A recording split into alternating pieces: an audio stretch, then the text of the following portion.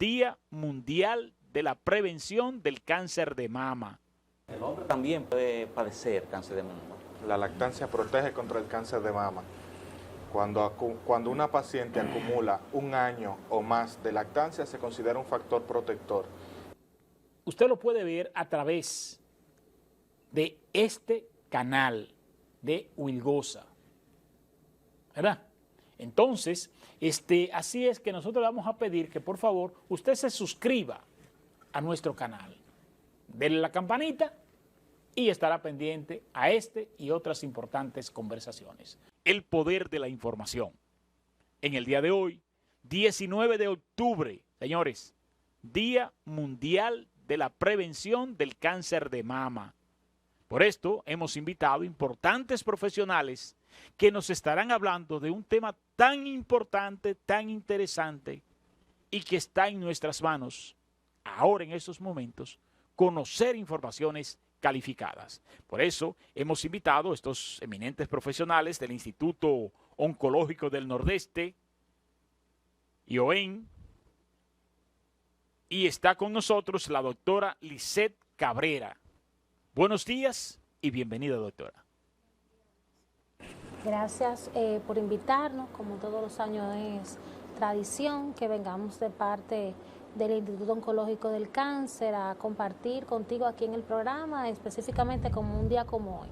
Excelente. Lisette Cabrera es ginecóloga obstetra, egresada de la Universidad Católica Nordestana, del Hospital Central, por favor, me enfoca, del Hospital Central como la subespecialidad en oncología ginecológica.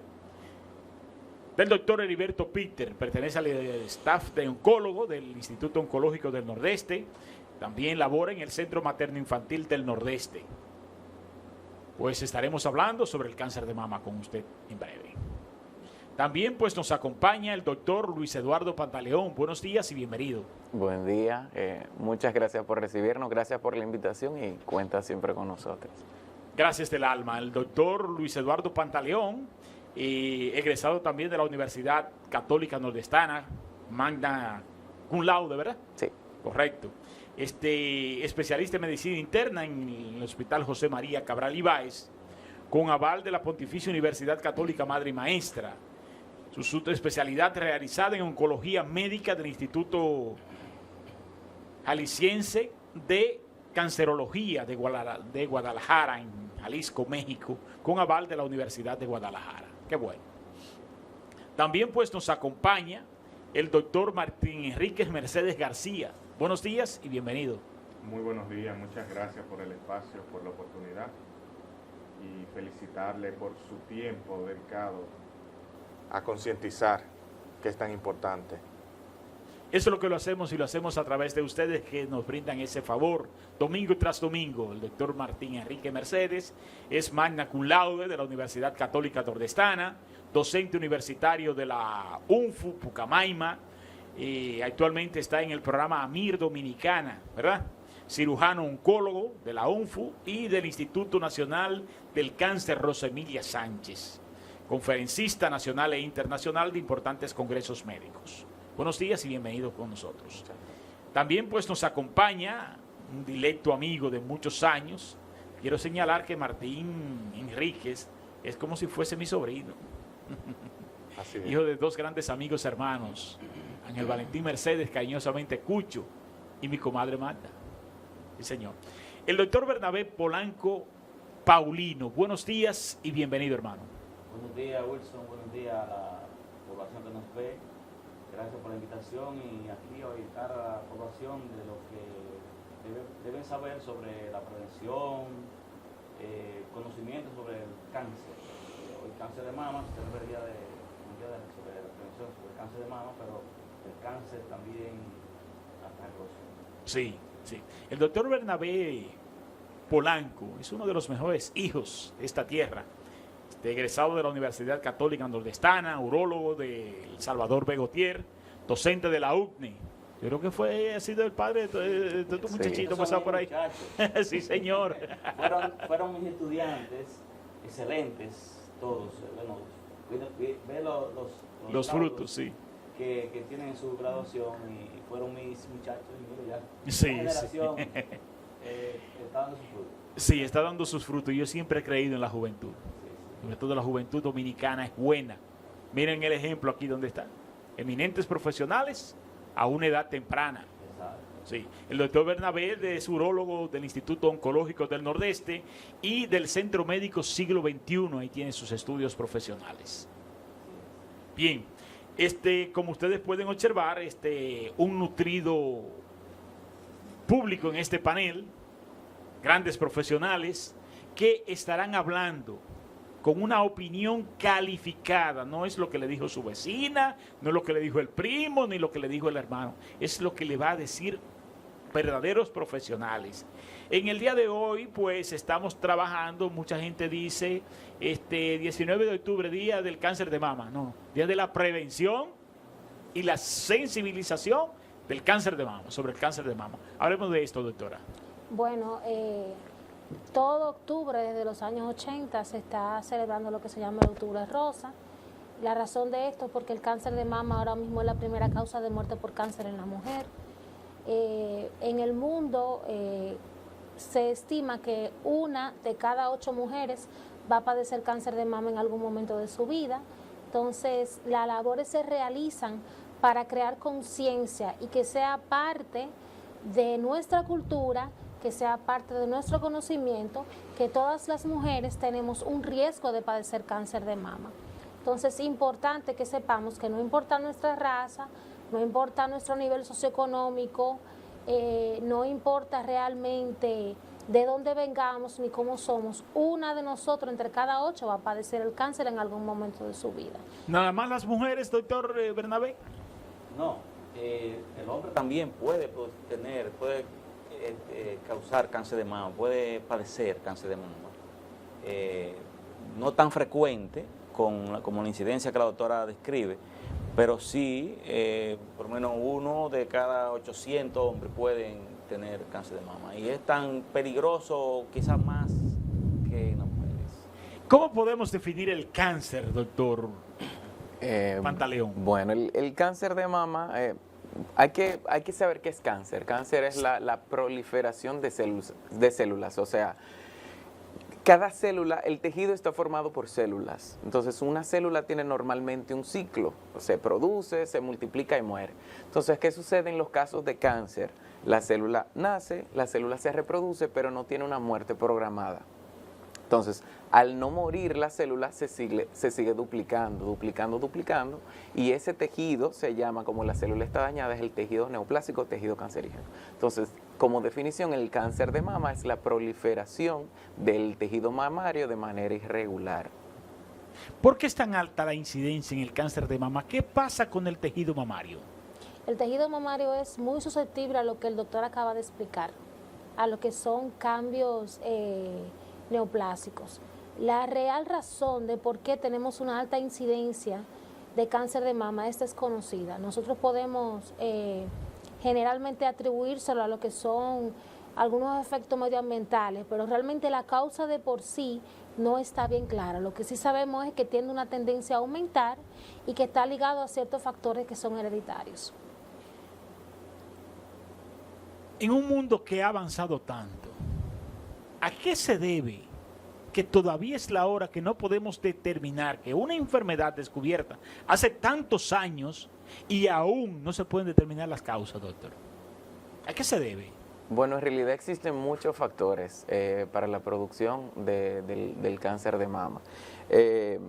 Como usted lo dice, todavía no se sabe qué produce cáncer, no necesariamente a nivel de la mama, pero sabemos que muchos de estos cánceres son producidos de manera hereditaria.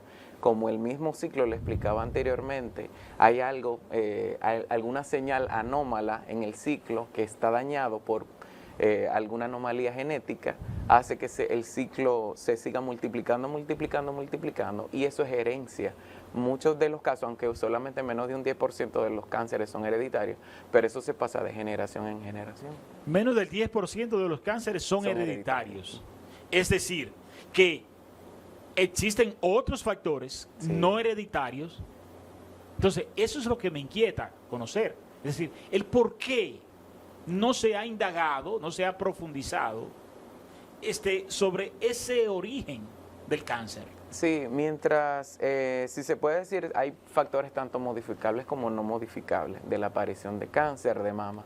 Por ejemplo, tenemos la edad de la paciente. El hecho de que sea mujer ya es un factor de riesgo. Como bien explicaba el doctor Polanco, el 99% de quien tiene cáncer de mama es mujer.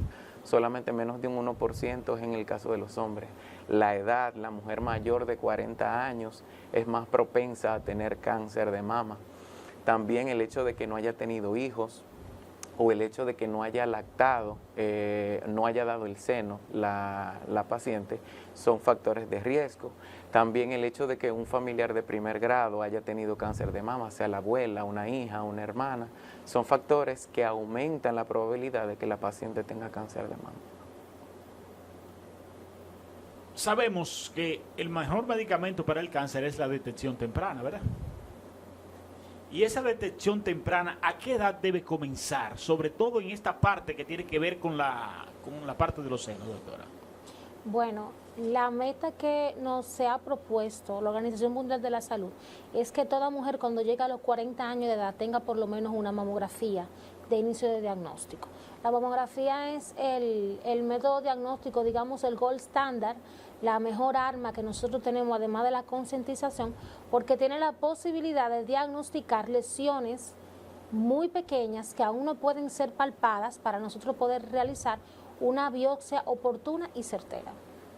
Exacto. Secundando un poco lo que dice la doctora, ya de forma general es eso, mayor de 40 años, pero si nos vamos a como ya personalizar cada caso, ya los pacientes que tienen factores de riesgo a tener cáncer de mama, sobre todo a nivel hereditario, como le dije anteriormente, familiares de primer grado, ya luego de los 30 años se sugiere comenzar a hacer las evaluaciones de imágenes en cáncer para detectar temprano el cáncer de mama. ¿Es suficiente la mamografía para la detección? ¿Todos los cánceres presentan morfológicamente alguna alteración en el tejido palpable? Bueno, todos los cánceres son diferentes. O sea, el cáncer de mama es una enfermedad que engloba muchas enfermedades de por sí. Entonces, la mamografía es la herramienta que tenemos, pero no es sola. O sea, debe ser, tiene que ser en conjunto con una evaluación médica pertinente, con otros estudios que se realizan, como por ejemplo son la ultrasonografía de mama, la resonancia magnética, la tomosíntesis de mama. O sea, son otras imágenes que se realizan. Pero principalmente la mamografía es, digamos, la herramienta más eficaz, la herramienta que nosotros más promocionamos para iniciar lo que es la detección. La parte clínica, lo que tiene que ver con los laboratorios, también presenta algunas alteraciones a nivel de los estudios y analíticas, ¿verdad? Sí, que le da una señal de alerta a ustedes. Los diagnósticos de laboratorio son utilizados específicamente luego de que ya nosotros tenemos un diagnóstico para ver la extensión de la enfermedad o el pronóstico que la paciente vaya a tener. Pero el diagnóstico de cáncer de mama se basa específicamente en un resultado que es histopatológico. O sea, el diagnóstico de cáncer tiene que ser llevado con lo que es un estudio de biopsia per se. Exacto, secundando bien lo que dice la doctora, hay muchos, me he dado cuenta que hay muchos médicos que no están, digamos, en la capacitación oncológica, que indican mucho estudios de sangre, de marcadores tumorales, etcétera, etcétera, en el caso del cáncer de mama. O sea, en cuanto a mi formación, no se nos enseñó, como bien dicen los libros, que estos marcadores tumorales son para seguimiento de una paciente, sobre todo si está metastásico. No se hacen de manera rutinaria, o se trata de no hacer de manera rutinaria, porque lo que le está es dando más estrés a la paciente de esperar el resultado, de que si tiene un punto más alto, que qué hago, y la paciente puede estar sana. ¿Cuáles son los síntomas? Ajá, una pregunta a los compañeros acá. ¿Cuándo es importante, cuándo nos da información la evaluación del BRCA1, BRCA2 para el seguimiento? Ok, en esos casos lo hacemos cuando consideramos que tiene un cáncer hereditario, ya sean pacientes muy jóvenes que sean diagnosticados con cáncer de mama, pacientes que tienen múltiples cáncer en la familia, ovario, páncreas, mama, familiares que tienen la madre con cáncer, una tía con cáncer, las hijas con cáncer, son pacientes que tú mandas a evaluación genética. esos signos de alerta, además de las alertas ya que tiene que ver con la parte hereditaria, ¿verdad? ¿Cuáles son para tomar en cuenta? Los signos de alerta, principalmente cuando la paciente se está haciendo su examen de autoexploración mamaria, que se le enseña en la consulta y se enseña en los diferentes medios de comunicación, si la paciente se palpa un nódulo, si puede observar su mama, que tenga algún tipo de alteración. Yo siempre le digo a las pacientes que tomen un día del mes, si es posible después de que ya esté terminado tu ciclo menstrual, que sea una costumbre revisar tus senos. O sea, me pongo delante del espejo y empiezo a observar mis mamas. ¿Qué estoy buscando en ellas? La diferencia que puede haber entre una y la otra, un crecimiento anormal, un hundimiento, una alteración de la piel, un sangrado, un exudado que ven a través del pezón. Cuando le exploro, si se palpan, por ejemplo, algún nódulo, es importante que aprendan a conocer su cuerpo para en el momento en que haya algún signo de alarma, algo que ellas entiendan, como siempre le digo, es importante porque dice, si eso no estaba ahí y ahora está, es importante pues ir al médico para que pueda examinarme. ¿Todo es palpable? Vuelvo y pregunto, ¿todo es No. palpable? No. El cáncer de mama no es todo palpable. Se inicia por esto, pero el cáncer de mama, la mayoría se inicia y se diagnostica cuando el cáncer no es palpable. Cuando es palpable es porque las células, como bien el doctor estaba explicando al inicio, ya se han multiplicado tanto que han llegado a un tamaño que la paciente o el médico pueden sentirlo cuando palpan la mama. Martín.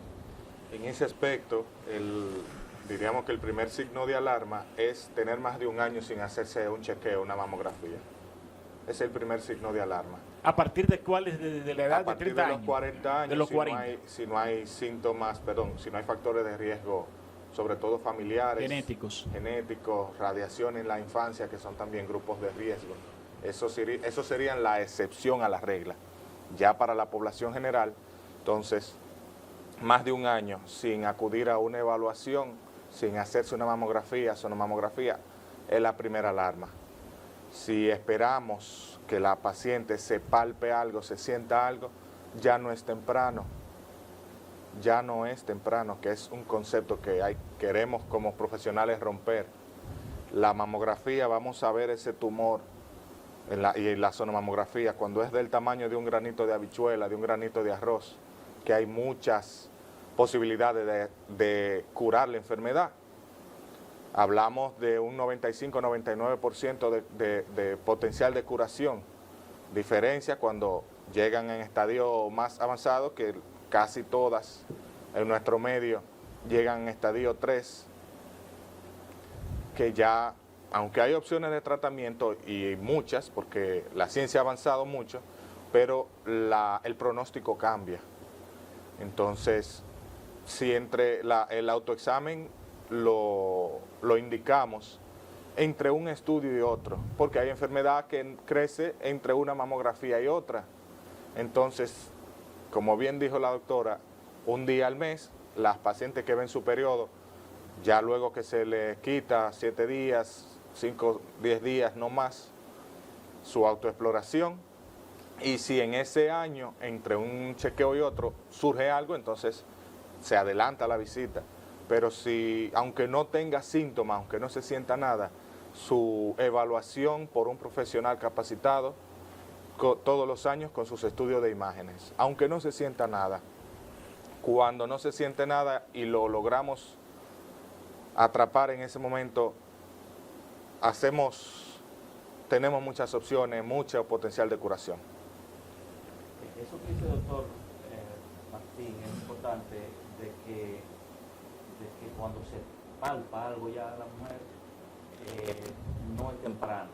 En el hombre también es importante, porque el hombre, al tener menos volumen mamario, es más detectable al tocarse, al palparse, al verse, es más detectable cualquier bulto que el hombre del norte, a nivel del tórax, a nivel de sus tetillas, y si notan alguna evaluación, una condición de cambio de la textura de la tetilla, si ven alguna secreción por el pezón, que no es normal, que no es, es habitual que el hombre pulse secreciones por la mama. Eso es un signo importante de que pueda haber algo. Entonces, ir a la evaluación médica, a la evaluación clínica, y algo importante es que, como dice el doctor y la doctora y los demás compañeros del panel, que la evaluación temprana, la prevención,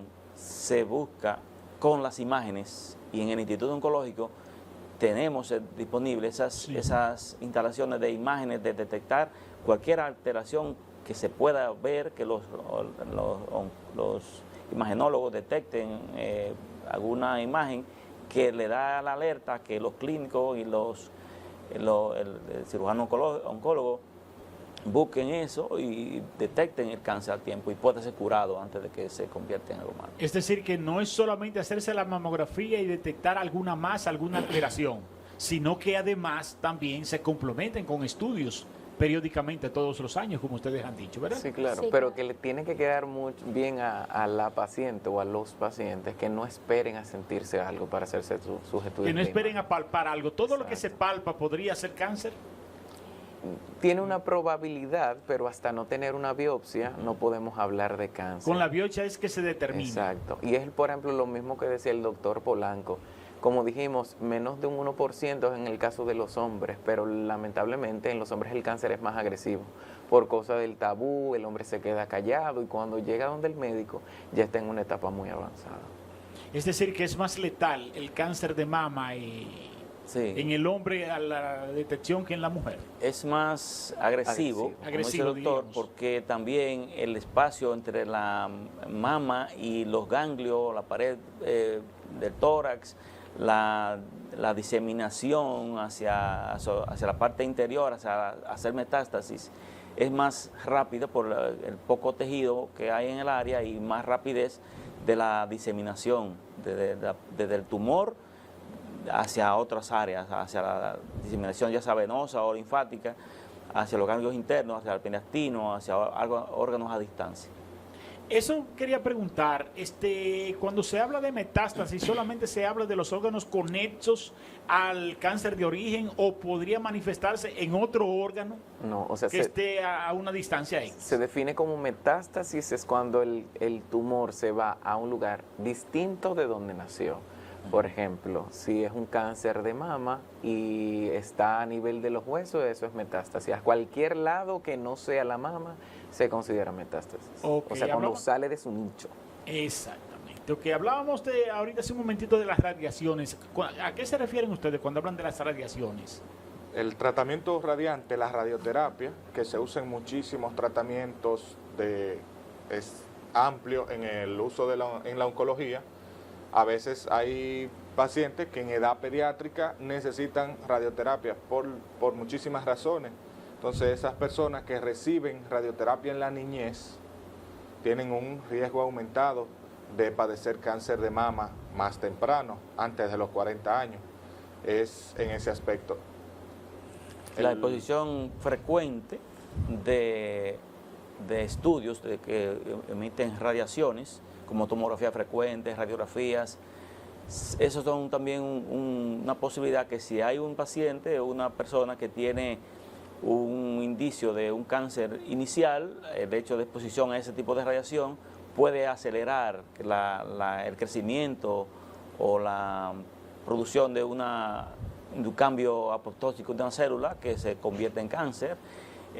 También la emisión de las radiaciones ultravioletas también pues, pueden influir en esos pacientes que tienen riesgos de sufrir cáncer. También tienen más posibilidad de que esa célula se cambie, se prolifere y produzca cáncer. Entonces quiere decir, o podríamos aducir, que una persona que trabaje en estudios que tenga que ver con radiaciones de rayos X u otros equipos, aumenta la probabilidad. Si no lleva los controles que generalmente se utilizan, porque esas personas generalmente tienen un protocolo para protegerse de las radiaciones. Si no lo llevan, tienen un riesgo aumentado. Incluso tienen un medidor como de las radiaciones que reciben mensual. Entonces eso tienen como que mandarlo a un laboratorio específico y mensual se evalúa. Sí, sí, hay una regulación, pero nosotros conocemos lo que son las regulaciones dominicanas. Y sabemos que cualquiera se quita el protector y entra a sala. Y las radiaciones todavía están activas. Sí, eso es así. Y nosotros, por ejemplo, los urólogos que trabajamos mucho con radiaciones en procedimientos endoscópicos, que usamos radiaciones constantes, tenemos que tener protección de ojos, cuello, el cuerpo completo, tener un plomado completo para hacer los procedimientos quirúrgicos en caso urológico que conozco, ¿verdad? Tenemos que hacerlo los hemodinamistas que trabajan con radiaciones constantes, tienen que tener esa protección. Y como dice, los que trabajan, los técnicos de rayos X, de tomografía, deben tener esa protección. Hay protección hasta de la cabeza, ojo, tiroides, la parte del abdominal y la parte genital también. En cirugía, cuando tenemos esa exposición constante a radiación, uno se nota los dedos dentro del campo quirúrgico y observa que también hay protectores. Debemos tener protectores a nivel de los dedos para tratar de recibir menos radiaciones. Entonces esas radiaciones acumuladas en el tiempo constante, si no se toma la medida adecuada, puede conllevar a que tengan una génesis cancerígena. Vemos que se ha avanzado mucho, si bien es cierto, no se ha avanzado mucho en los factores que determinan el cáncer, es decir, no podemos decir tal cosa, como es el caso del tabaco, que sí está comprobado, de que aumenta la probabilidad de cáncer, y que todos los fumadores saben que van a terminar con un CA de pulmón, mínimo. Se ha avanzado muy poco en lo que es el génesis de los diferentes cánceres, pero sí en la parte diagnóstica es mucho lo que se ha avanzado. ¿Con cuáles mecanismos contamos para diagnosticar? Bueno, eso que está diciendo es lo correcto, ¿verdad? Entonces, aunque tenemos que hablar de la prevención, el enfoque que tenemos que tomar es el siguiente.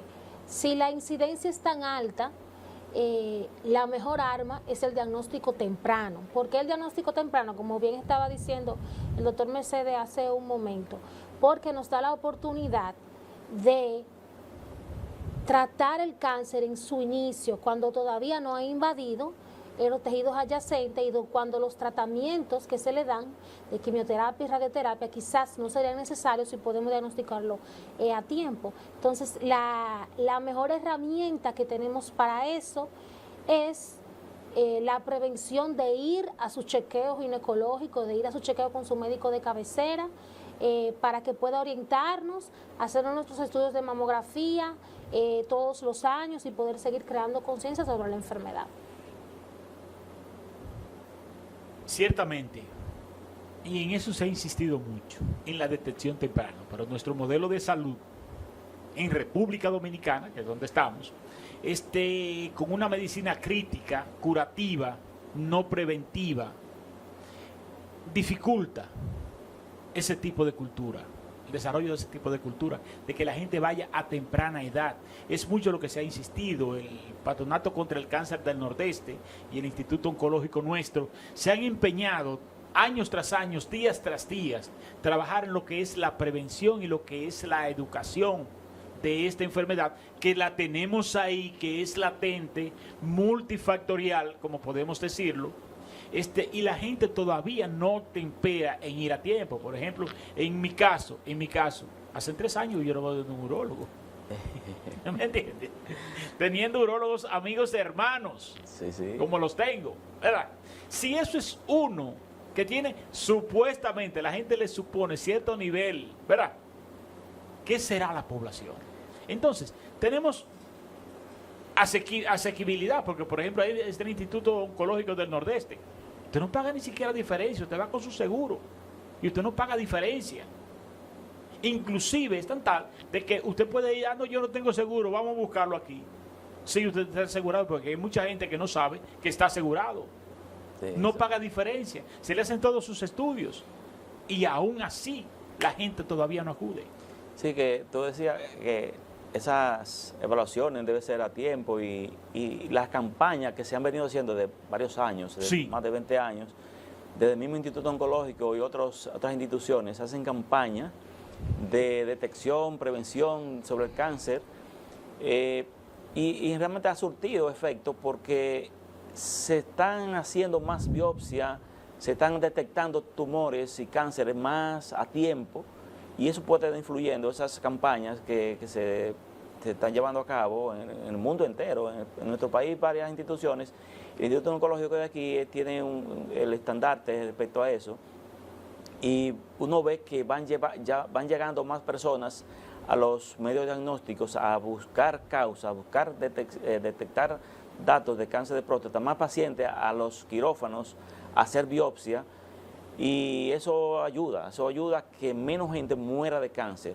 Se detectan más cáncer porque más personas van a los diagnósticos y también podemos ir viendo que con el tiempo podemos ver menos gente muriendo de cáncer porque se detecta a tiempo y se pueden tratar a tiempo. Oncología Clínica tiene un programa de manejo del cáncer para reducir la agresividad del cáncer, los quirúrgicos para operar el cáncer y los medios diagnósticos para hacer el diagnóstico. O sea que esa campaña dan su fruto. Sí, sí, sí. Porque la verdad es esa, se está detectando mucho cáncer. No era que antes no existían, sino era que no se detectaban. Y cuando se detectaban ya la parte final era una sentencia de muerte. Y por ende la población ha crecido bastante, la calidad de vida ha mejorado, el tiempo de vida de la persona ha aumentado y eso conlleva que también más gente aparezcan con... Sí, porque se ha avanzado. A veces no queremos tener una visión fatalista de la vida, pero es mucho lo que se ha avanzado en la humanidad en cuanto a todo lo que tiene que ver la salud. Nuestro país es líder de la región, creo, en embarazo para adolescentes. ¿Aumentaría esto el riesgo, el embarazo en la adolescencia, per se? Bueno, el embarazo per se es un factor protector contra el cáncer de mama. Si en el caso de lo que es el embarazo en la adolescencia no pertenece como un factor de riesgo per se para el cáncer de mama, porque no influye en lo que sería, ¿verdad? Que si los receptores, como bien explicaba el doctor anteriormente, de lo que es los factores de riesgo en sí. Quería hacerte un aporte a lo que estaba comentando el doctor Polanco acerca de la institución donde nosotros laboramos, que es el Instituto Oncológico del Nordeste. O sea, algunas pacientes piensan que si se acercan, por ejemplo, al instituto, le van a poner una cita lejos para poder hacerse una mamografía, y ese no es el caso. Las pacientes van allá a hacerse una mamografía y pueden hacerse esa mamografía hasta el mismo día. Y el personal está entrenado para cuando ve la ligera sospecha de una lesión que pudiera ser cáncer, automáticamente se activa un proceso, un protocolo conocido por todo el personal de que esa paciente debe ser evaluada, si es posible ese mismo día o en esa misma semana, dependiendo de nosotros que somos los médicos que principalmente la recibimos, para que se pueda hacer como un manejo acertado de la situación con un ahorro del tiempo. Entonces quisiera que quedara eso en la población, que usted va a hacerse una mamografía, el instituto tiene su teléfono, tiene sus contactos, si encuentran algo pueden llamarlo para que usted acuda antes de tiempo. Entonces, algunas pacientes no lo hacen por miedo, tienen miedo a que le digan que tiene algo. Muchas veces no es nada, muchas veces aparece algo, la mayoría de las veces se hace la biopsia y podemos darle la buena noticia, ¿verdad?, de que no salió cáncer y darle esa paz a la paciente de que no es cáncer. Si acaso se le diagnóstico de cáncer, la paciente no está sola. Nosotros tenemos un equipo para eso, ¿verdad? Muy bueno. Para evaluarlo, para apoyarla, un equipo multidisciplinario. Entonces no tengan miedo, váyanse, desen ustedes mismos esa paz de saber que están sanas, de saber que no tienen nada.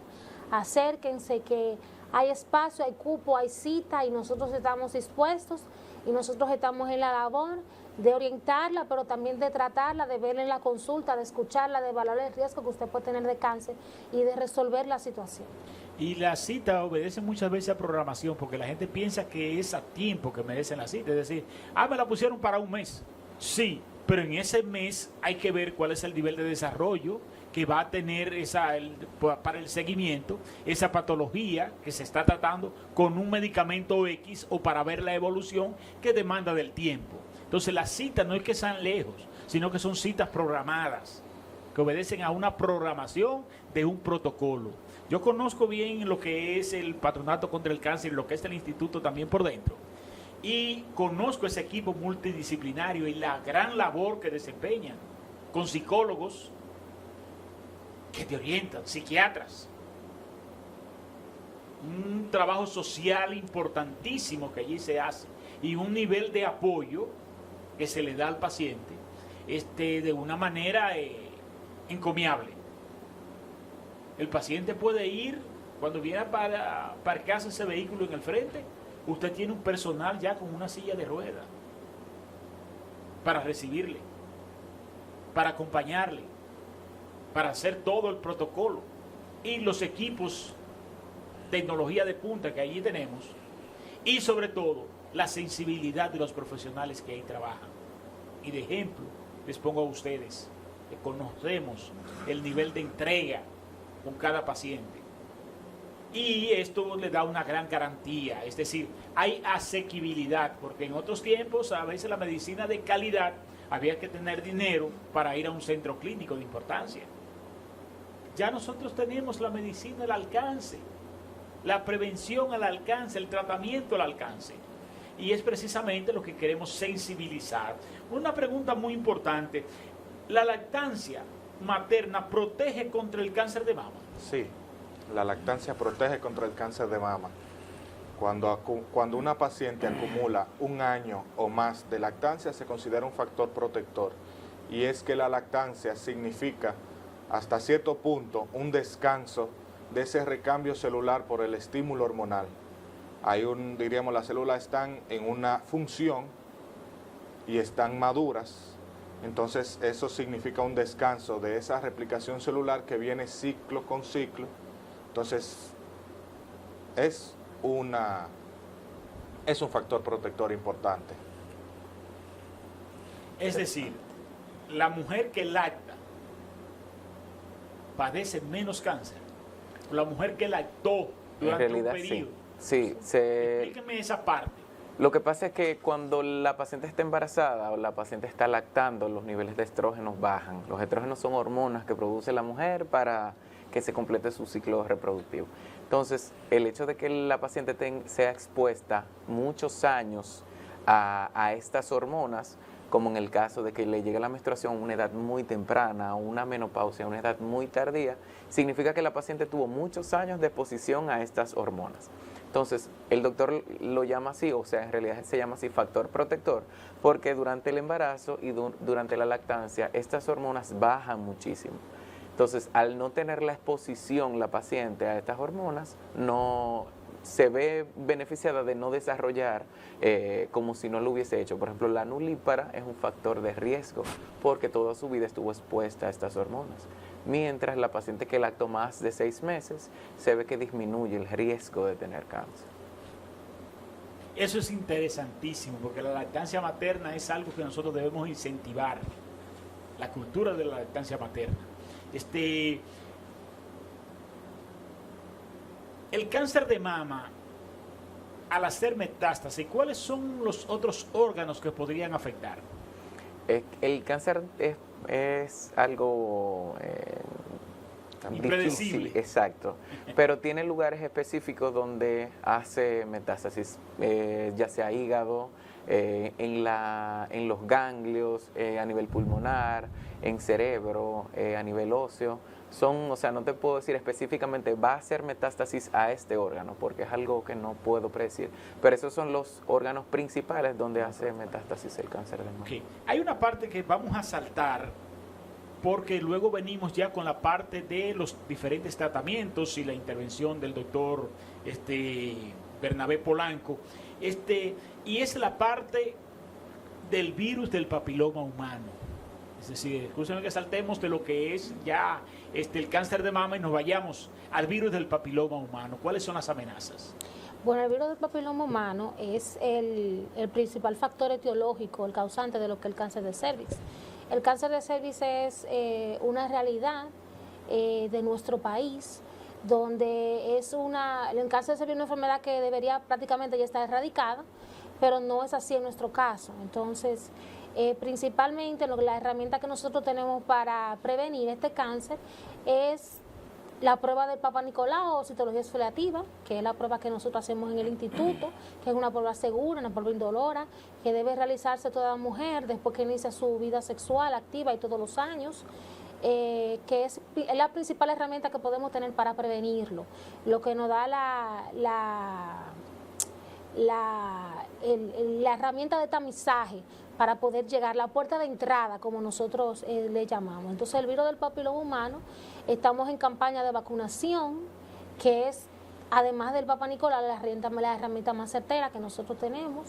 En países desarrollados ya es una enfermedad que ha sido prácticamente erradicada, porque los países, ¿verdad que sí?, como Suecia, como Alemania, como Inglaterra, se implementó la vacunación contra el virus específicamente a partir del año 2000 y ya ellos están empezando a ver los resultados. Entonces, principalmente eso, dejarle la aprobación. Si puedes vacunarte contra el virus y que se vacunen las niñas, pues que se vacunen y acudan a hacer su Papa Nicolau todos los años. Siempre en el examen de Papa Nicolau incluimos un examen de mama. Siempre que se haga un Papa Nicolau se debe incluir un examen de mama, porque así como prevenimos el cáncer de mama, prevenimos el cáncer de cervix. Entonces, eso es parte de la formación integral. Nosotros somos un médico que el paciente llega y nosotros empezamos a buscar la pesquisa para los diferentes tipos de cáncer que están haciendo estrago en nuestra sociedad. ¿Es curable el virus del papiloma humano? Sí, el virus del papiloma humano es curable, sí es curable, principalmente fortaleciendo el sistema inmunológico del paciente, porque el organismo lucha solo contra el virus. No tiene un medicamento per se que nosotros podamos decir, vamos a darle este tratamiento, porque cada caso es diferente, tiene diferentes fases. Hay pacientes, por ejemplo, que se infectan del virus del papiloma humano y sanan solos. Hay pacientes que el virus se queda latente en su organismo, esperando algún momento de debilidad del sistema inmunológico, para luego manifestar la debilidad propia para hacer el cáncer.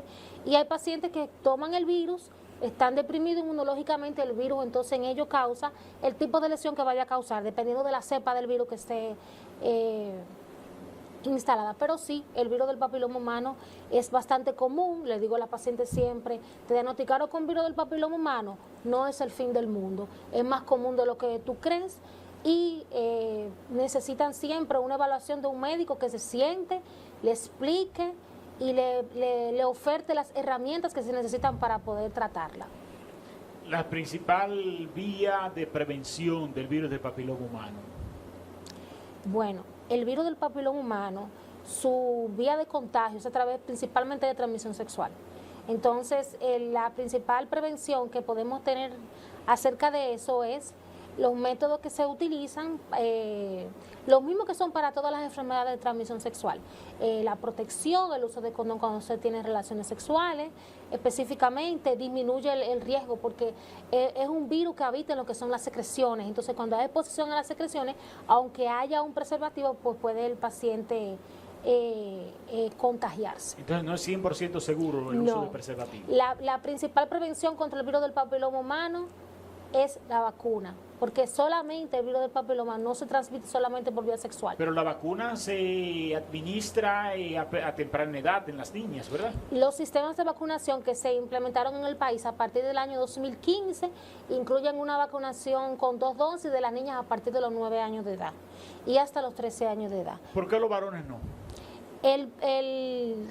Recientemente se está implementando la idea de vacunar también los niños, pero en el momento en que iniciamos con el proceso de vacunación, todavía estábamos, como quien dice, en una fase de implementar. Entonces se empezó específicamente con las niñas, porque el cáncer de cervix es una enfermedad de niños, aunque el virus del papiloma humano tenga su parte de protagonismo en el cáncer de ano, en el cáncer de pene, principalmente el problema de salud en ese momento era el cáncer de cervix. O sea, nosotros teníamos el cáncer de cervix compitiendo todos los años con el cáncer de mama. O sea, nosotros teníamos una de las incidencias más altas en América Latina. Entonces, Implementando esos programas se inició con lo de las niñas, pero recientemente se está hablando de la posibilidad de implementar a los niños también que se han vacunado a temprana edad. ¿Ha surtido su efecto ese programa de vacunación? Sí ha surtido su efecto, por lo menos la parte de los ginecólogos, que hemos observado las pacientes que se empezaron a vacunar a final de la década del 2000, hemos visto que ha bajado una incidencia en lo que son las enfermedades, específicamente las lesiones preinvasivas de cervix, y entendemos que en algunos años la enfermedad, si se continúan los programas de vacunación, va a ser erradicada. Excelente. Nosotros vamos a pedir un permisito para irnos a una pausa comercial. Ustedes, si ya tienen la enfermedad, no significa el ocaso de la vida. No significa que ya llegamos hasta ahí. Tenemos que seguir luchando. Y de eso vamos a hablar después de la pausa, de los grandes avances que hemos tenido en lo que es el tratamiento y pues el trabajo que ustedes hacen con el cáncer después de detectarlo. El doctor Bernabé Polanco, médico urólogo del Instituto Oncológico del Nordeste y además del grupo médico Siglo XXI. Es nuestro urólogo. Las generalidades del cáncer. Allá hablábamos de que el hombre puede afectar el cáncer de mama, pero no es el cáncer más común, ¿verdad? ¿Cuál es ese cáncer que más amenaza al hombre? Bueno, el cáncer más común en el hombre es el cáncer de próstata. Generalmente, aunque compite con el cáncer de piel a nivel mundial, pero a nivel general el cáncer más común que podemos detectar es el cáncer de próstata.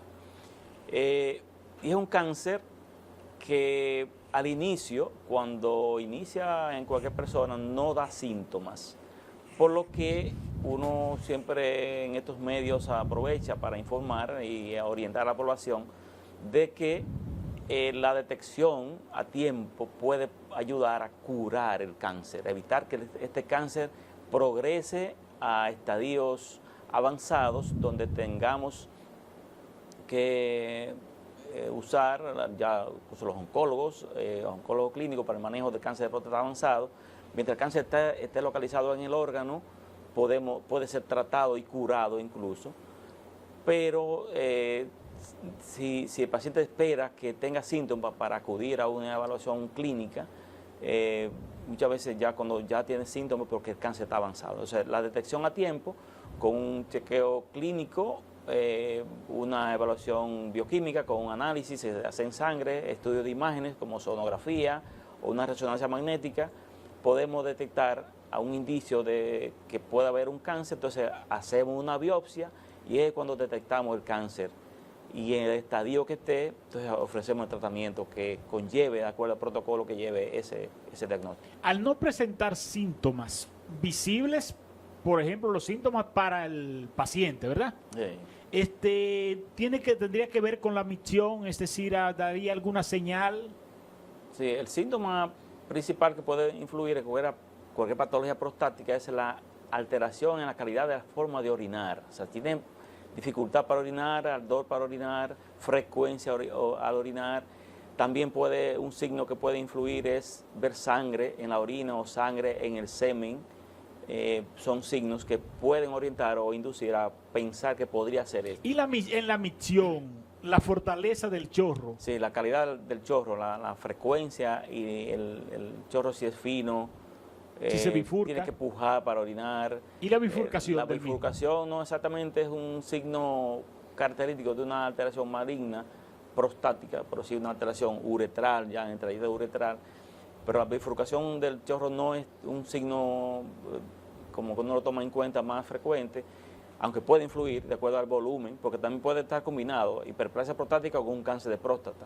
Que la hiperplasia prostática, ¿cuál es la diferencia? La hiperplasia prostática sí es una patología prostática que produce más alteraciones de la micción. Esa bifurcación del chorro puede ser más causada por una hiperplasia. La hiperplasia es un crecimiento volumen de la próstata, un crecimiento en tamaño de la célula de la próstata que produce aumento de la glándula. El cáncer es una célula que se alteró dentro de la próstata, que cambió la característica de esa célula normal que se proliferó y produjo entonces un crecimiento dentro del número de de esa célula dentro de la próstata, que tiene otros signos clínicos también que pueden influir si cuando ya está avanzado, si ha hecho metástasis, dolor a nivel de la parte ósea, dolor muscular, dolor de columna, si ha ido a pulmones, problemas pulmonares, si ha ido al hígado, problemas hepáticos, puede ser de las patologías que puede detectarse como signos de un cáncer avanzado. ¿Cómo detectar el cáncer de próstata? Los medios diagnósticos. Los medios diagnósticos, el principal es un análisis que se hace en sangre, que es el PSA. Un PSA alterado es un signo que nos orienta que en la próstata hay algo. Entre ellos puede ser el cáncer. Entonces, cada cáncer aumenta un PSA.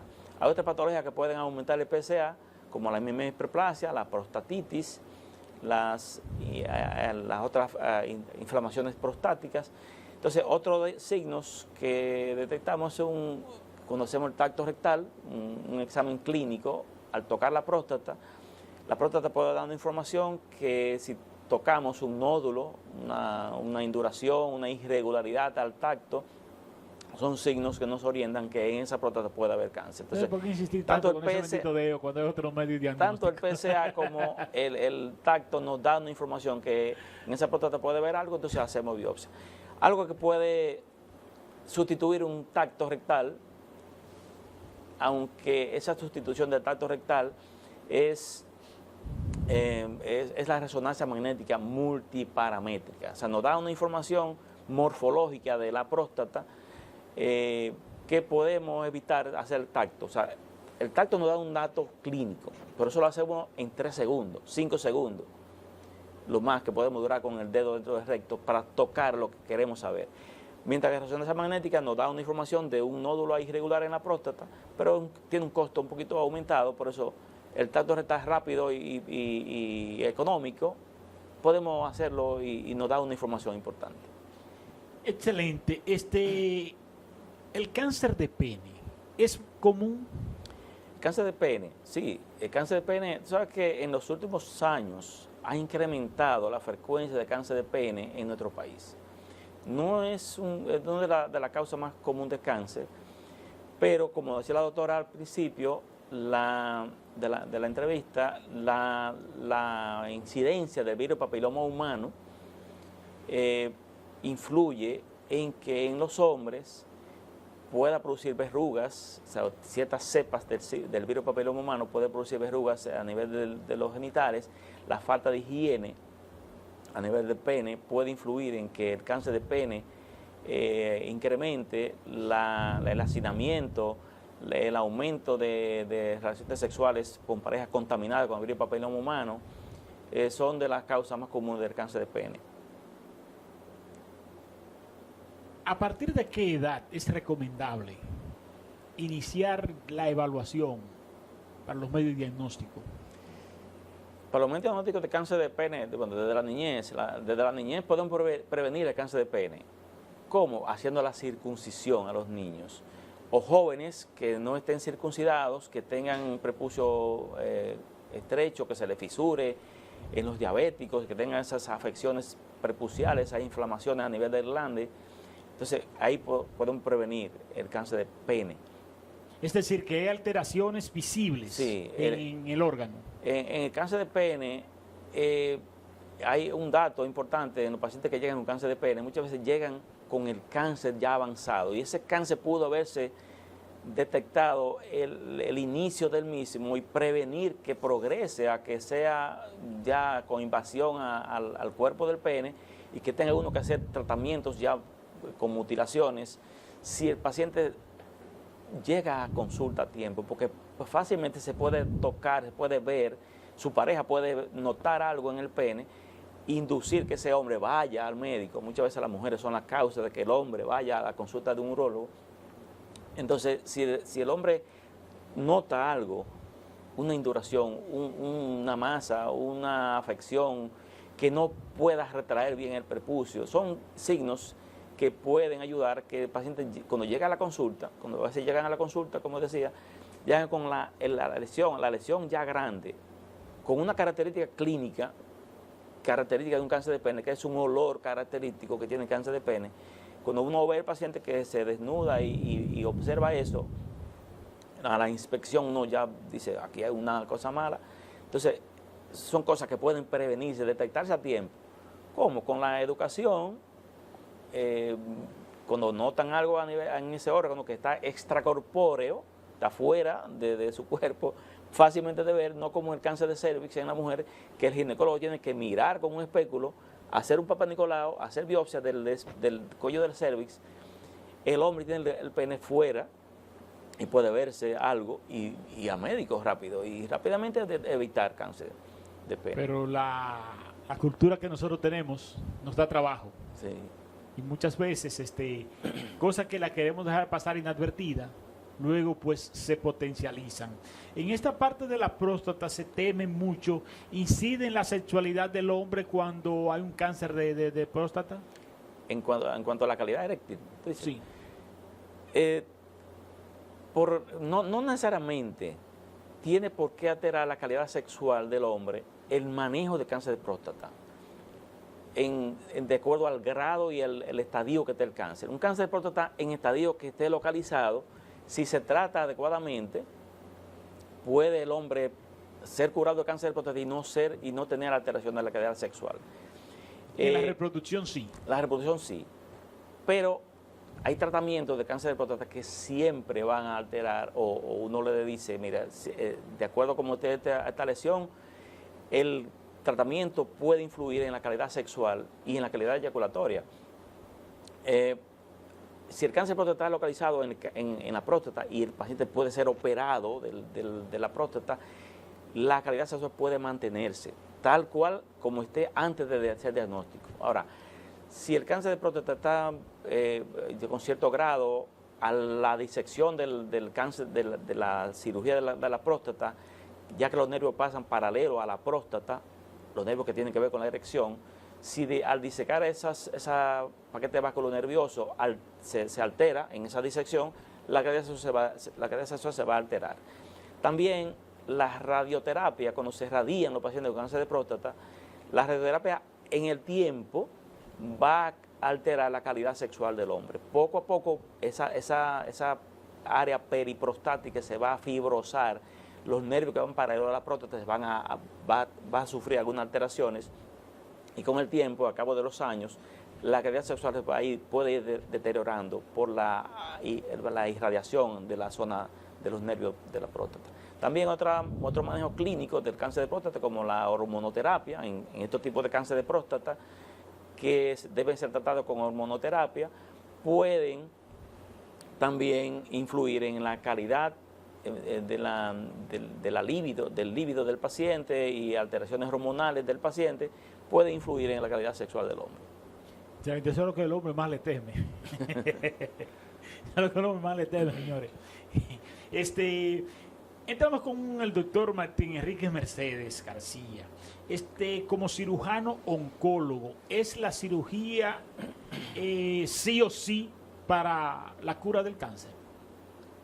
Para cáncer de mama, si nos centramos a cáncer de mama, es la piedra angular del tratamiento. Hay otros tipos de cánceres que, por ejemplo, cabeza y cuello, que con otras vías de tratamiento se ha visto que no es obligatorio operar. Ahora mismo, para cáncer de mama, todavía la evidencia científica es mandatorio el manejo quirúrgico. Es decir, que la quimioterapia y la radioterapia no eliminan por completo las células cancerígenas. Hasta ahora hay algunos tratamientos que se ven muy prometedores, medicinas de poco tiempo, que se ha visto que producen lo que llamamos una respuesta clínico-patológica completa. Las pacientes reciben ese tratamiento, se opera y cuando se opera no se encuentra tumor, pero todavía no hay una evidencia fuerte que nos diga que podemos obviar la cirugía. Quizá en 3, 5 o 10 años habrá un grupo de pacientes que podamos decir su caso califica para no operarse, pero ahora el estándar, la práctica actual, no contempla evitar manejo quirúrgico. Es muy valioso la parte de los estudios, en el caso tuyo, antes de tomar la decisión de la cirugía, ¿verdad? Lo que es la mamografía, la sonografía. ¿Cuáles informaciones te brindan? Bien, con los estudios de imágenes vamos a tener la ubicación del tumor, si hay más de uno, que es algo sumamente frecuente, que haya un tumor predominante y tumores satélites, lo que llamamos multicentricidad y multifocalidad en cáncer de mama. También nos va a ayudar a determinar qué podríamos conservar del seno o si no se puede conservar, si tenemos que añadir alguna resección extra. Por ejemplo, a veces hay tumores que están muy cerca del músculo y quisiéramos poderlo conservar, pero para tratar la enfermedad tenemos que eliminarlo todo, entonces hay que ampliar un poquito esos márgenes. La diserción. Sí. Y también nos ayuda un poquito la mamografía, por ejemplo, a tener una idea del grueso de la piel que vamos a conservar. Ya eso un poquito más técnico, pero sí, los estudios de imágenes son imprescindibles para tomar la mejor decisión quirúrgica. Ahora con la resonancia de mama podemos ver hasta los vasos sanguíneos que me irrigan la piel y puedo planificar mejor una cirugía reconstructiva. En el caso de que conserve la piel, tengo una idea de por dónde van esos vasos sanguíneos para preservarlos y que la piel no sufra después de un procedimiento.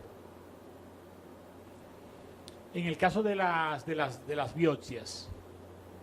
Las biopsias las hacemos por múltiples razones y por múltiples vías. La más usada por su poca invasión es la biopsia con aguja.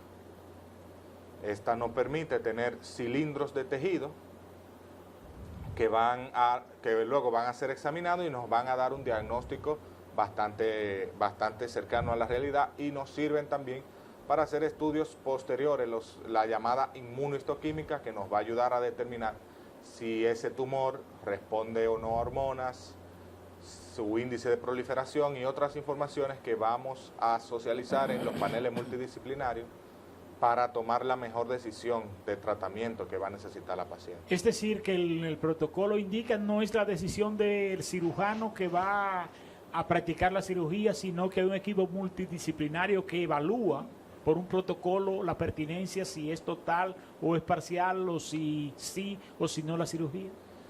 El papel del cirujano es diríamos, el más determinante, porque en un panel multidisciplinario, con un colega oncólogo clínico, yo podré determinar quizás alguna conducta luego de cirugía, pero el conocimiento quirúrgico lo tengo yo. Yo voy a determinar qué cirugía es la que le puedo ofrecer a mi paciente. Si es total, si es parcial. Correcto. Hay pacientes que tratamos de ofrecerle una cirugía conservadora, pero existe el miedo o el concepto de que si se conserva seno, la enfermedad vuelve más pronto, y la evidencia dice que no es así. La sobrevida es similar en los pacientes que reciben cirugía conservadora y en los pacientes que se extirpa el seno por completo. Entonces, como es equivalente y podemos ofrecer en ciertos casos conservar parte del seno, entonces se ofrece. ¿Por qué? Menos procedimiento, menos complicaciones. La paciente conserva hasta cierto punto su feminidad, su figura, su forma, que desde el punto de vista social, emocional, es importantísimo, y un paciente feliz se sana más pronto, que es lo que queremos todos. Sobre todo cuando tiene que ver con el cáncer. La depresión es letal también, es un factor muy predisponente. Si un estado de ánimo disminuido va a impactar negativamente en una recuperación y una adherencia al tratamiento. Un paciente que está decaído, que no va a adherirse al tratamiento. Es decir, también si es total, existe lo que es la reconstrucción del tejido mamario y los implantes. Correcto. Para las pacientes que tenemos que practicarle entonces una mastectomía radical, que ese es el nombre, una extirpación completa del seno, tenemos las opciones de colocar expansores, que es como una especie de prótesis vacía que se va llenando despacio. Y también están los implantes mamarios que fueron agregados no hace mucho en la cobertura por las aseguradoras, que ya las pacientes no tienen que costearlo por su cuenta todo. Y también están técnicas un poquito más elaboradas en las cuales tomamos piel y músculo de otras partes del cuerpo y lo llevamos hacia el área del seno. Podemos eso acompañarlo con una prótesis o no. Generalmente se acompaña de una prótesis, pero son de las opciones para que la paciente no quede mutilada. Hay casos lamentables que no podemos ofrecer esto porque la enfermedad está muy avanzada, porque no hay un compromiso del paciente a llevar un tratamiento o porque no podemos tener retrasos entre la cirugía y lo que llamamos la terapia adyuvante, que es la que va después de la cirugía, y tenemos que tener una carrera. Entonces, en esos casos tenemos la reconstrucción diferida. Operamos a nuestra paciente, lamentablemente durará un tiempo con ese lado diferente al otro, pero luego de que acabe el tratamiento se le puede reconstruir. No es que se tiene que quedar así, hay opciones. Hay opciones y sobre todo allá me parece que está Zafadí, ¿verdad? Es una hermosa labor de nuestro hermano Zafadí, cirujano plástico reconstructivo, que brinda esos servicios en el Instituto Oncológico del Nordeste, precisamente para que esa mujer que haya que extirparle ese seno total pueda recuperar su imagen, que esto es bastante importante. Así es, nosotros también en cirugía oncológica cada día más nos involucramos en esa parte reconstructiva para a las pacientes con cáncer. Fuera de ahí no. Nos involucramos un poco más y participamos de esos procedimientos y los pacientes reciben, diríamos, un enfoque integral. Reciben la mano de quien maneja la enfermedad y el aporte también de quien maneja la reconstrucción. Exactamente, la parte estética y la parte también morfológica, diríamos. Y así se logran muy buenos resultados con un control de la enfermedad y un resultado agradable a la vista. Pero existen otras cirugías que no solamente son de la mama, aunque hemos hablado mucho sobre el cáncer de mama, que es precisamente donde queremos sensibilizar y socializar, ¿verdad? Para que la gente, pues, sobre todo la mujer y el mismo hombre, pues entiendan que hay un espacio importante que debemos dedicar a lo que es la prevención. Pero que si ya tenemos la patología, no debemos temer sino enfrentar esto y que existen suficientes mecanismos donde se ha avanzado en lo que es las terapias, dentro de lo que se incluye lo que son las cirugías. Así es, el miedo se vence con información. Exacto. Si usted sabe que hay opciones, hay menos miedo. Es normal preocuparnos, es nuestra salud, tenemos que preocuparnos, pero también ocuparnos, no dejarnos vencer del miedo. Estos programas, estos escenarios permiten que la población sepa que hay opciones, que ese no es el fin, que no es una sentencia de muerte.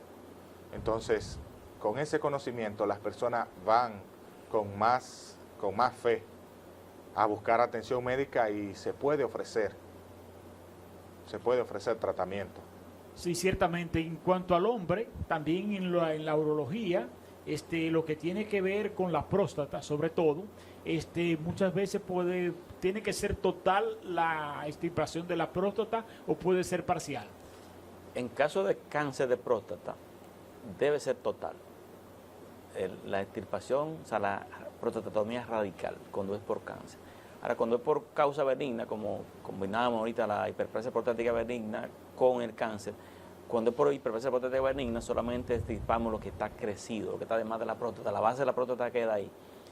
La parte de eyaculatoria se mantiene. Muchas veces esa eyaculación puede ser retrógrada por causa benigna, que extirpamos solamente los adenomas, la recesión parcial de la próstata, pero cuando es por cáncer, hay que hacer una prostatectomía radical. ¿Por qué?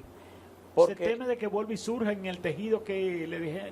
Porque la próstata es un órgano glandular que aunque hay terapias focales dirigidas con crioterapia y con otro tipo de técnicas para dirigir el tratamiento dirigido al punto en donde se esté localizado el cáncer. Para ese caso, en ese caso nos auxiliamos de la resonancia magnética para detectar en qué espacio específico está la próstata, pero eso no es una cirugía. Cuando se habla de cirugía, cuando se habla de prostatomía radical, hay que tipar la próstata completa con todo y cápsula, porque hay que englobar el órgano completo para tratar de dejar el paciente sin ningún tipo de célula de la próstata que pueda proliferar un cáncer en el futuro. En su condición de médicos, tienen una cultura general muy avanzada, y nos podrían dar una respuesta esperada, aunque no son profesionales de la conducta.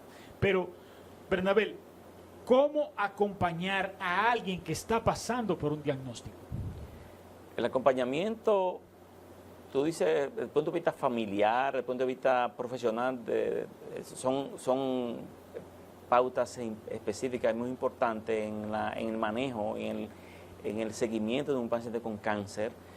En la parte familiar es fundamental el apoyo familiar, y vemos que en nuestro país es muy frecuente y muy común ver que la familia se involucra en la atención de un paciente con cáncer, busca información, nos lleva incluso información, y eso es importantísimo. En la parte profesional, el acompañamiento de la salud mental, tanto la parte psicológica como la parte psiquiátrica, también es importante que el paciente tenga este tipo de información, porque el paciente que cuando recibe la noticia de que tiene cáncer, es una noticia de negación inmediata y buscar culpable. Cuando entran los familiares o entran la terapia psicológica y psiquiátrica, el paciente, uno nota esa aceptación y esa adhesión rápida a la información que el médico le recomienda como manejo al tipo de cáncer que tengamos diagnosticado en ese momento. Es muy importante.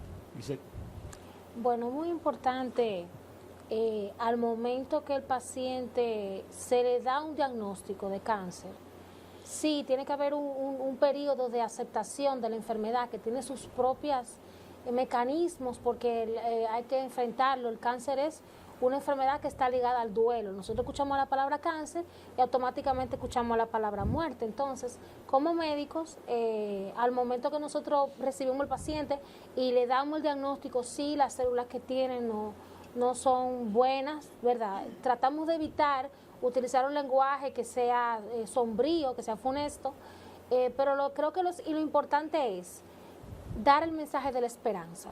Sí, tienes un diagnóstico, sí, lamentablemente tienes un cáncer, pero vamos a ofrecerte todo lo que tenemos aquí para poder darle la batalla a esto, vamos a darte todas las esperanzas que nosotros podamos con esto. Yo siempre le digo, por ejemplo, a las pacientes de cáncer de cervix, cuando tengo que dar el diagnóstico de cáncer de cervix, le digo, tú vas allá afuera, están todas esas señoras sentadas esperándome, tienen más de 10 o 15 años que se le dio un diagnóstico de cáncer de cervix. Entonces, si ellas, que tienen muchos años viniendo aquí a darse su seguimiento y ya superaron esa enfermedad, ¿por qué tú no podrías superarla también? Entonces, creo que eso es muy importante, recalcar lo que dijo el doctor, que me parece muy importante también, que en el momento que hay un diagnóstico de cáncer en la familia, no centrarnos en qué se debió haber hecho y no se hizo, porque eso no ayuda en nada. Lo importante es apoyar a la persona que está enferma, no culpar, no señalizar, y generalmente socorrerse de los mecanismos que nosotros tenemos, de los equipos multidisciplinarios. Todo paciente debe ser evaluado psicológicamente, no importa el aproximamiento que haya tenido la enfermedad, porque el diagnóstico debe ser procesado. Ciertamente, doctor Pantaleón. Sí, yo concuerdo con lo que dice la doctora. En el momento de que uno como oncólogo maneja este tipo de pacientes, hay que ser muy empático y dar la información como a uno le gustaría que le dieran la información y como si el paciente fuera un familiar tuyo.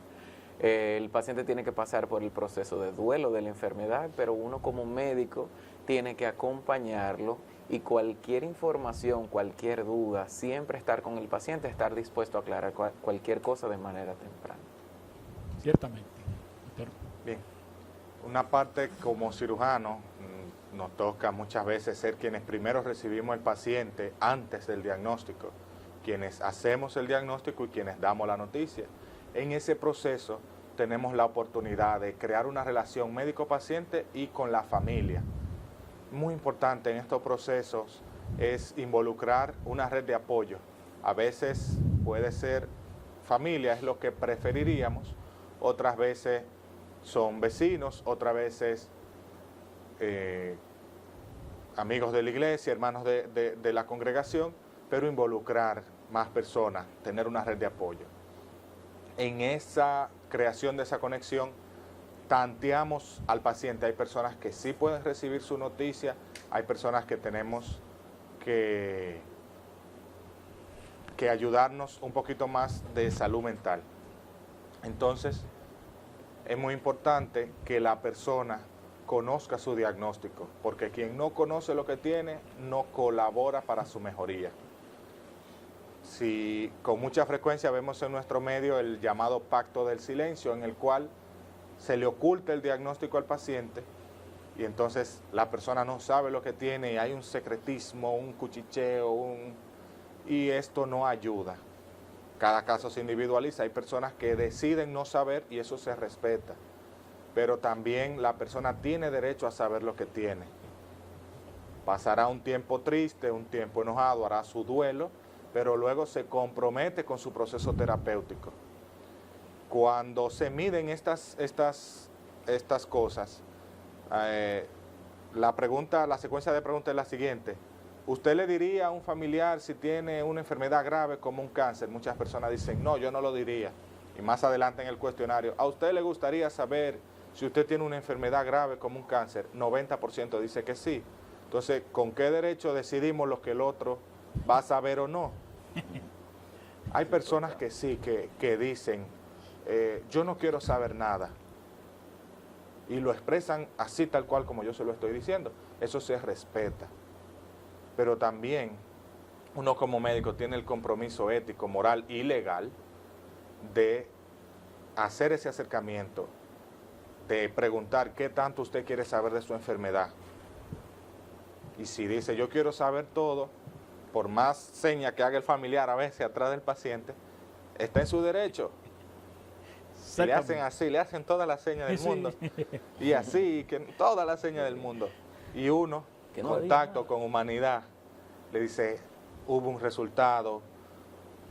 Muchas veces evitamos al inicio usar la palabra cáncer en sí, pero luego tenemos que decirla. Sí, ciertamente. Yo sé que la tarea de ustedes es difícil, sobre todo luchando con un conglomerado de ciudadanos como los dominicanos, que todos somos médicos, como todos somos abogados. Luchar muchas veces con la ignorancia de una población que muchas veces creemos saberlo todo, que vamos con un diagnóstico hecho donde el médico, que le decimos al médico inclusive hasta lo que nos va a indicar, lo que se tomó la vecina. Señores, no hay espacio para la ignorancia. No hay espacio para la ignorancia. Vamos a asumir las cosas con entera responsabilidad. Existen los medios, están los profesionales asequibles, están las instituciones asequibles. Vamos a prevenir. Y la mejor y única forma de la prevención del cáncer es la detección temprana. El factor alimenticio también tiene mucho que ver, si no bien con el cáncer, que no podemos determinarlo, pero sí con otras patologías, como es el caso de la diabetes y otras enfermedades y otras condiciones, que usted puede mejorar su calidad de vida con una alimentación correcta, con una alimentación natural, sin químicos, sin colorantes.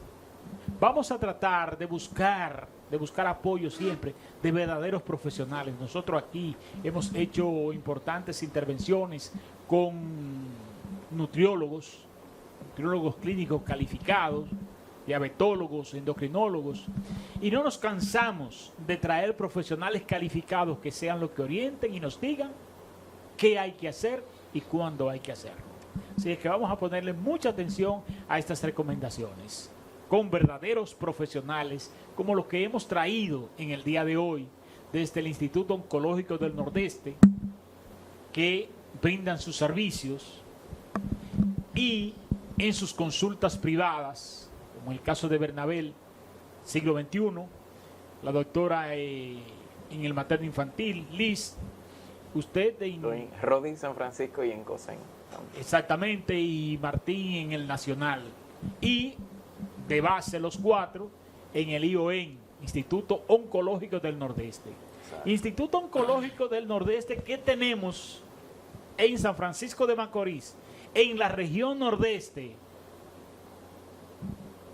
con una puntual acción gracias a un cuerpo de hombres y mujeres llamado Patronato contra el Cáncer del Nordeste, que están ahí y que están aquí presentes precisamente para hablar durante todo este mes de las amplias jornadas que hemos tenido, y digo que hemos tenido porque nos sentimos parte de la institución, en lo que es el desarrollo de este mes en la sensibilización, que lo hacen más publicitario durante este mes, pero que esta acción se hace durante todo el año. Licenciada Mari Molina, nuestra querida Mari. Buenos días, muchas gracias por permitirme llegar a nuestra gente, a nuestro pueblo, por compartir este panel tan interesante con estos profesionales que dan respuesta de salud allá en el Instituto Oncológico. Qué satisfechos nos sentimos de su función, de su labor, en beneficio de los que menos pueden. Así es que les felicito y nos sentimos honrados de tenerles. También queremos aprovechar en este día en que la Organización Mundial de la Salud pues ha institucionalizado la prevención, la detención a tiempo, la sensibilización del cáncer de mama. Pues exhortarle a toda la ciudadanía, a todo el que quiera utilizar nuestros servicios, que vaya a nuestras instalaciones y ahí les estaremos esperando con amor para atender sus necesidades. El Instituto Oncológico y de Especialidades se encuentra en la parte sur de la ciudad y atiende todo tipo de necesidades en salud. Usted puede entrar por medicina familiar y ahí pues nosotros desde ahí ellos determinan a qué área pues debía ir. Tenemos imágenes, como decían nuestros profesionales, rayo X, mamografía, tomografía, todo lo que tiene que ver con urología, gastroenterología, la parte de ginecología, oncológica, los laboratorios. Tenemos uno de los mejores laboratorios de patología de toda esta región. Así es que qué orgullosos nos sentimos de poder dar ese servicio importante a nuestra ciudadanía. Y desde acá pues estamos también invitando a todos a que este próximo domingo pues nos acompañen a la gran caminata Donando Pasos, Regalas Vida, que culminará con un gran pasadía en la ciudad agropecuaria. Nosotros estaremos saliendo del Parque Duarte a eso de las 8:30, 9 de la mañana, desen su cita al Parque Duarte y desde ahí partiremos por las calles de todo este trayecto hasta la ciudad agropecuaria para culminar con un pasadía en el que les invitamos a que vayan con la familia, con sus vecinos, con los amigos, y ustedes verán que no se arrepentirán, que disfrutarán de todas las actividades que se han planificado para este día memorable, donde habrá rifas, comidas, juegos, artistas que no podemos decir todavía porque siempre es el impacto de quién va a ir, de quién va a amenizar, de quiénes van a estar. Pero sí que este año marcará la diferencia. Solamente les recordamos que el pase de entrada, y es la colaboración que cada ciudadano da al asistir a esa gran caminata, es comprar este t-shirt que cuesta 500 pesos, y la gorra no la traje hoy, se me quedó, pero la gorra también la tenemos a la venta y nos cubre del sol de ese día, porque la caminata es un trayecto de casi 4 kilómetros. La gorra está a solo 300 pesitos.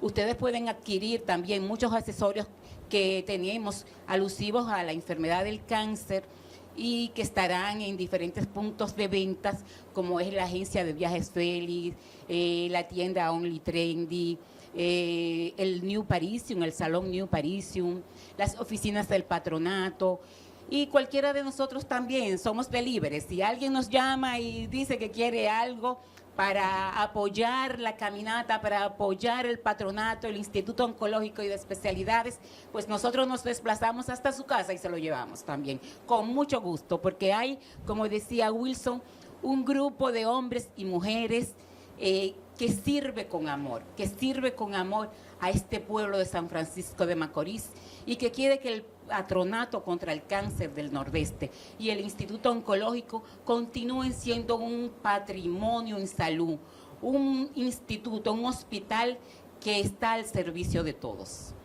Nosotros hacemos un llamado a la población, a la integración de esta gran fiesta, que para mí es el día más importante que celebra San Francisco de Macorís.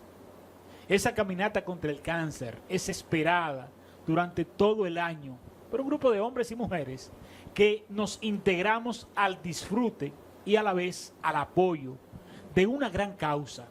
Miren, señores, a mí siempre me ha dado mucha, hasta vergüenza decirlo, que San Francisco de Macorís, siendo capital de una región, no hemos sido lo suficientemente responsables, ni siquiera el capital público, ni el capital privado, mucho menos, de crear un centro diagnóstico y de tratamiento que responda a las necesidades de la población. Todavía nuestros pacientes tienen que irse a Santiago y a Santo Domingo a darse una radioterapia. Un pueblo donde hay tanto capital como el que tenemos nosotros aquí.